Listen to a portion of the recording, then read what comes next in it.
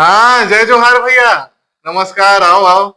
कहाँ हो गए, लेकर सर्दी खांसी हो गए तो आओ ना, मैं क्लिनिक में बैठे हुए थे, आ जाओ दिखा लो लेकर। अरे नहीं नहीं, सब वो खांसी सिर्फ बैन नहीं हुए हैं अभी का है।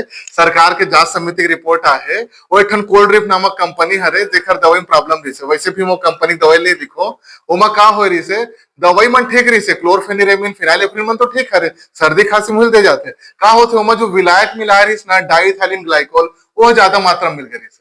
सरल भाषा में आप मतलब समझाता हूँ, जैसे मान लो आप मन घर में खुरमी बनावत हो, इरसा बनावत हो ना, तो ओमा काय मोवन डालता ना मन, तो मोहन डालथन तो मान ले डालडा मिलावत हस, और डालडा ज्यादा मात्रा में मिल गया तो खराब नहीं बन जाए खुरमी है। तो एमा परसैयल थोड़ी कोसबे भैया, बोला थोड़ी गाड़ी देवे। तो वैसने हो रही से, तो वो सिरप ला वैसे भी इस कंपनी बंद करवा दिया गया, ओखर लाइसेंस रद्द कर दिए गए है, ओखर डब्बा मन ला वापिस लेगा थे। और वो तो जाना था, वैसने डॉक्टर थोड़ी बने हो। आते पढ़ लिख के 14 साल ले एक ठन दवाई थोड़ी जाने हैं भैया।